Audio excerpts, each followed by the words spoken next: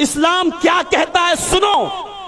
हजरत उमर फारूक जब यरूशलेम की तरफ सफर कर रहे थे और बैतुल मुकद्दस की तरफ आपको जाना था, रास्ते में अजान का टाइम हो गया, नमाज का वक्त हो गया, और मीडिया वालों लिखो,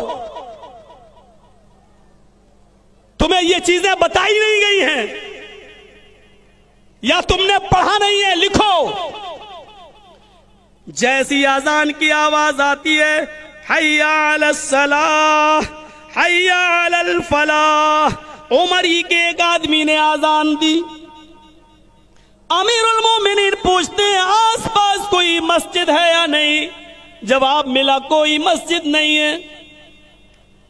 ईसाई अपने घरों से निकल कर आए, कहने लगे अमीरुल मोमिनीन मस्जिद नहीं तो क्या हुआ, हमारा गिरजा मौजूद है, हमारे गिरजा में आप नमाज पढ़ लीजिए। हमने उस गिरजा में जीसस की, ईसा मसीह की कोई मूर्ति नहीं लगाई है, आप कहें तो मैं उसको धुल देता हूं। अमीरुल मोमिनीन ने कहा धुल दो, गिरजा धुल दिया गया। अमीरुल मोमिनीन ने कहा चटाई बिछा दो, चटाई बिछा दी गई। अमीरुल मोमिनीन ने कहा मुसल्ला आगे, जो लेकर आए थे खजूर के पत्तों की चटाई, उसको आगे बिछा लिया। कहा एक आदमी इकामत कहे, इकामत भी कह दी गई, अल्लाहु अकबर अशहदु अल्ला इलाहा इल्लल्लाह अशहदु अन्ना मुहम्मदर रसूलुल्लाह हय्या अलस सलाह हय्या अलल फलाह कद कामतिस सलातु कद कामतिस सलाह अल्लाहु अकबर ला इलाहा इल्लल्लाह। अमीरुल मोमिनीन ने फरमाया इस्तऊ सुफूफकुम, अपनी सफ़ें दुरुस्त कर लो। जैसे ही सफ़ें दुरुस्त हो गई, आपने किबले की तरफ मुंह कर लिया। किबले की तरफ मुंह करने के बाद अभी अल्लाहू अकबर नहीं कहा, फौरन कहा इस मुसलमानों, मेरे साथियों, ये चटाई उठा लो जो तुमने बिछाई है और गिरजे से बाहर निकलो।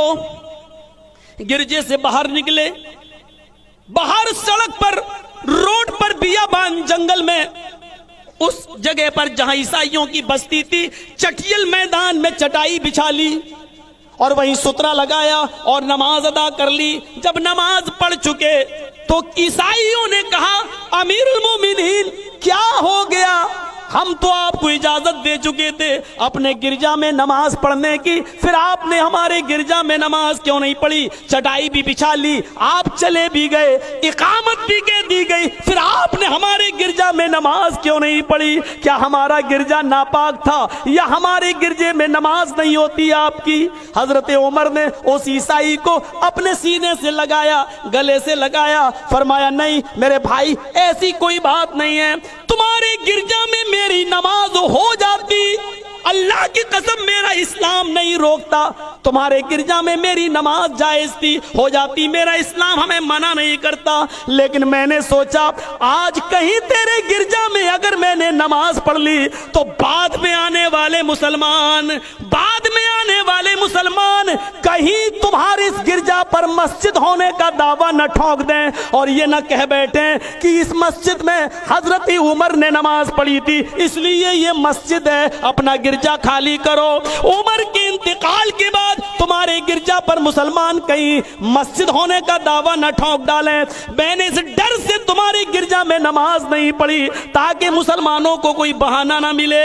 मेरे प्यारे साथियों, ये उस वक्त के हालात हैं जब हुकूमत और सल्तनत हमारे हाथ में थी और हम पावर में थे, इसके बावजूद हम इजाजत के बावजूद किसी की गिरजा में नमाज नहीं पढ़ा करते थे, इस डर से कि बाद में आने वाले लोग कहीं तुम्हारे इस गिरजा पर मस्जिद होने का दावा ना ठोक दें। ये था हमारे हुक्मरानों का हाल। मेरे भाइयों, हमारे अमनो अमान को कलंकित मत करो। इस्लाम के मानने वाले हमेशा अमनो अमान के माहौल को कायम रखते हैं, अमनो अमान चाहते हैं और भारत में भी हम ये चाहते हैं कि अमनो अमान कायम रहे।